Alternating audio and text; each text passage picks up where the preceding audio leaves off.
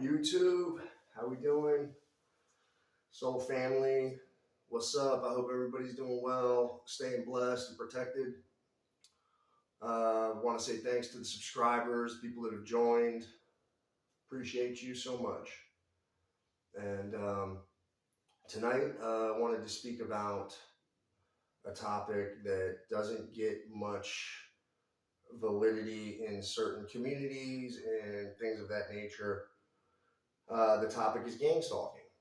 Okay, it's something that is done in a covert way by individuals, and it's done to wreak havoc on a person's mind. It's a extreme form of psychological warfare that people commit. It's not your typical, nobody's going to come to you and say, hey, look, I'm your enemy. Nice to meet you. It's not that way. Things are done in hidden. Things are done covertly to terrorize the subject. Okay? I have personal experience with it. I feel like I have a pretty good understanding of it. How to counter it. And it really stems from mental strength and keeping your faith. I talk about it a lot in these videos, but it's so important, right?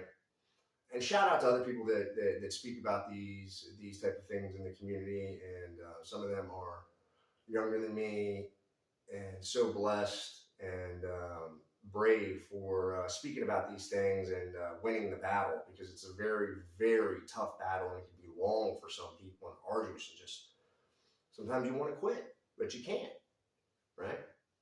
So I want to talk just a little bit about some of the reasons that, well, first, the things that they try and do to you is they want to make a person absolutely fearful, right? They use a number of different tactics to get that done. Repetitive different type of things they'll throw at you, whether it's vehicles, people, electronic harassment, noise campaigns. On more advanced levels, there's different weapons that people may use and different things like that. That's not something I want to get into right now in this video, because also it's important to understand that as I'm speaking about this, I have to make sure that I'm not coming off loony, because that's one of the things that's the number one goal, especially if you're somebody that has knowledge of maybe illegal things that were done, or people that were in power or are in positions of power and have abused that power and are corrupt. So they're going to want to make sure that you are looked at like an absolute crazy person, somebody who has no idea what they're talking about, is absolutely delusional, doesn't believe in anything concrete, and believes in everything abstract. But that's not the case, right? And I want to stress that there is the abstract, but there is the concrete. The best investigators, in my opinion, are people that use both of those things to determine what's happening, right? Not just believe what you're told and hop on a bandwagon and different things like that. So, also, right now, it's something that I'm currently battling, and I have been battling it, but it's not anything that can stop me. But I will say, you have to pay attention to when the energy shifts. And I know now that energy shifted towards, because of cords that I've cut, because of people understanding what I'm doing, there's a push to make me look like that. When I first tried to tell my story 2 years ago, and I had sufficient evidence and things like that, and I was trying to expose a corrupt police officer or some, and different people with money and power, and I was immediately turned around and put into a mental institution. Okay?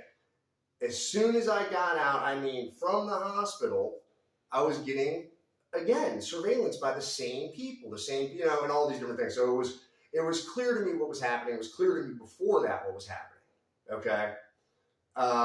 It's unfortunate that there was members of my family that were also aware and completely involved. And I was being gaslighted by them for a long period of time until I could figure out what was happening there. And even still, after calling these people out, they still insisted on gaslighting me and different things like that or whatever. So, right. Some of the reasons people can do these things to us and to people that are going through these type of things are, one is a power and control dynamic. It's a desire to dominate somebody else, right? It's sick, but it's people that think that somebody else is some sort of perceived threat. So they go after them and they round up a bunch of people to do so. Another reason is revenge. Some people may think that you have wronged them some way or you crossed them. So they're going to go and seek to punish you. Okay. It's amazing that people can come up with fathom up these reasons to go and do that to somebody else, right? Another one is social dynamics. This one, I think, is pretty common. People in a group, people in a collective, people with a certain belief, a group with a certain belief, see an outsider, see somebody with a different belief, and they go and target them. Okay, again, it also goes back to a perceived threat sort of thing. They're a threat to their collective belief, right? And this can happen in a workplace. This can happen in a neighborhood, and this can happen online, right?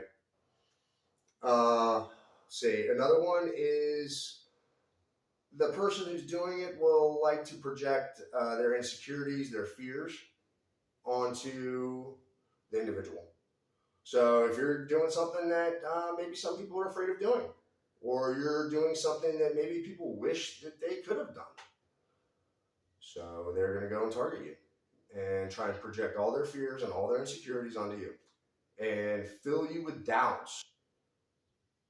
And, these are people that if you're speaking to them and you don't know that they're involved, that's how that can happen there.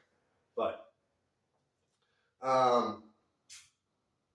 this one, I think, is one of the worst ones, is a sadistic gratification. Some of these people get gratification out of seeing somebody else in distress, in pain, in what they perceive as them suffering, right?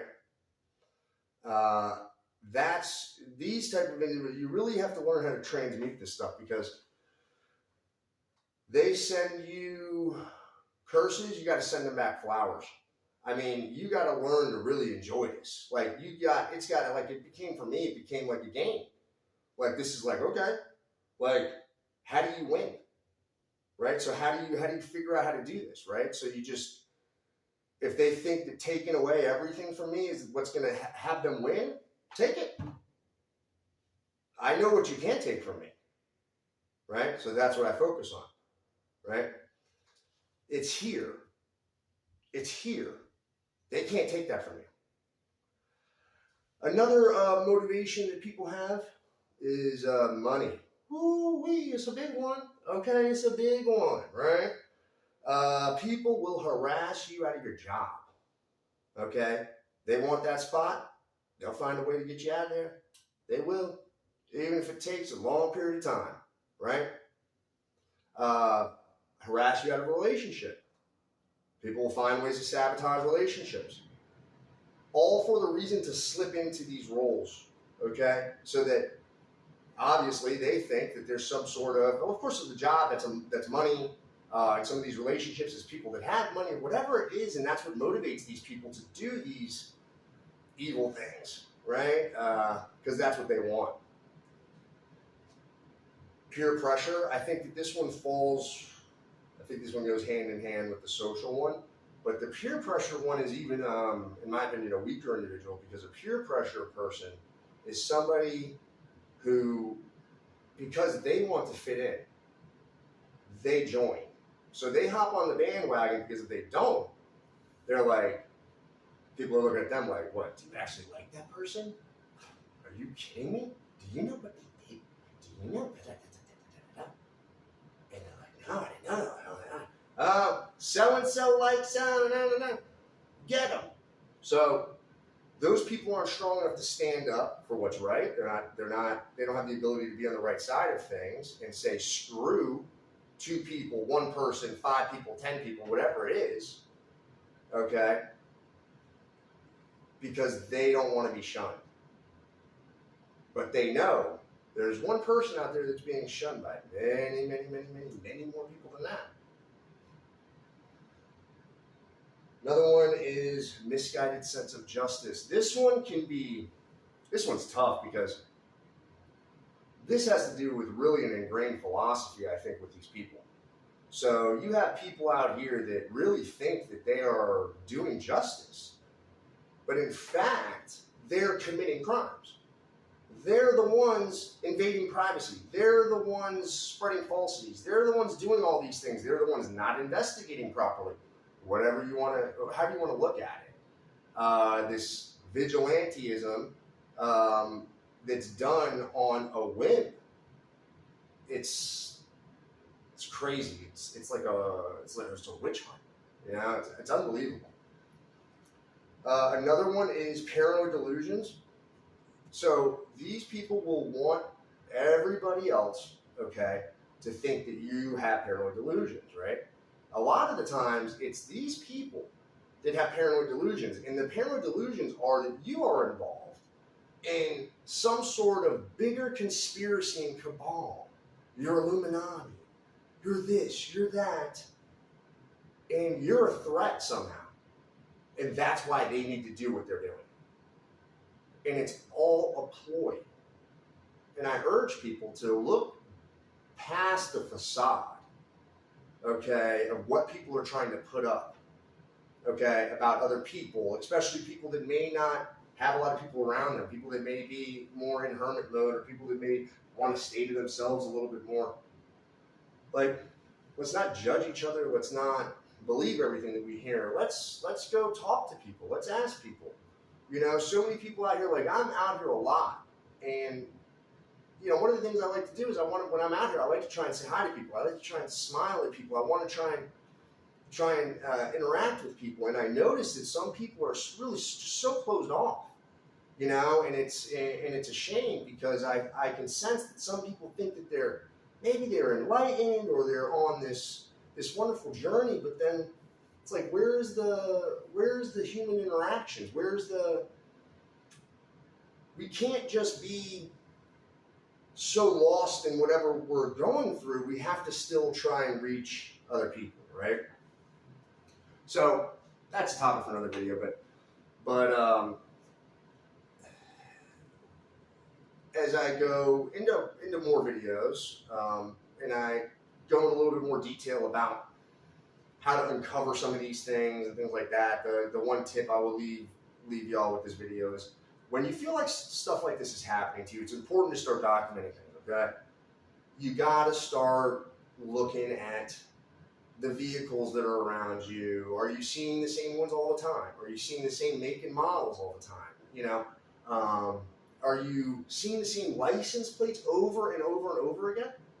And once you start, and I've talked about this in other videos, and is enhancing your senses, you know, and always being aware of your surroundings, right? You know, become a person that is well versed in counter surveillance.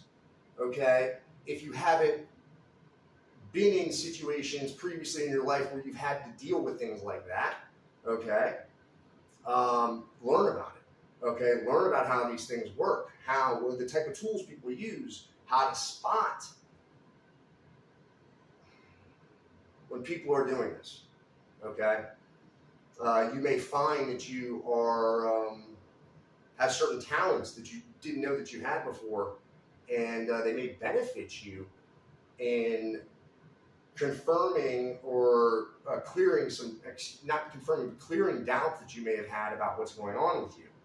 You can't just there's no such thing as coincidence. Okay, you know, you live in these big cities and places like that, and some of you may live in these small areas. If you see a certain make and model vehicle around you all the time, it's got the same license plate You know, you got to start to understand that there's something going on there, okay? And you got to be careful, and you have to start to look hey, where is this coming from, right? What type of group is this that's doing this? How is this group involved here? How did this group get this group tied in? All of those sorts of things. Conversations you've had with people, disagreements you may have had with people. You have to pay attention to everything that's happening, every conversation, every word that's spoken to you, everything like that, okay? And you'll start to find answers for what's happening. And that's how you battle this, okay? I want to end this video with a quick reading from my grandmother's Bible. And tonight I'm called to read Psalm 26. Examine me, O Lord, and prove me. A Psalm of David. Vindicate me, O Lord, for I have walked in my integrity. I have also trusted in the Lord. I shall not slip. Examine me, O Lord, and prove me. Try my mind and my heart, for your loving kindness is before my eyes. And I have walked in your truth. I have not sat with idolatrous mortals, nor will I go in with hypocrites. I have hated the congregation of evildoers, and I will not sit with the wicked. I will wash my hands in innocence, so I will go about your altar, O Lord, that I may proclaim with the voice of thanksgiving and tell of all your wondrous works. Lord, I have loved the habitation of your house, and the place where your glory dwells. Do not gather my soul together with sinners, nor my life with bloodthirsty men, in whose hands is a sinister scheme, and whose right hand is full of bribes. But as for me, I will walk in my integrity. Redeem me and be merciful to me. My foot stands in an even place. In the Lord congregations, I will bless the Lord. Amen. So, till the next video, everybody stay blessed, stay protected. Let's come together. Let's stand against evil. And know that you're all blessed and highly favored. And I love you.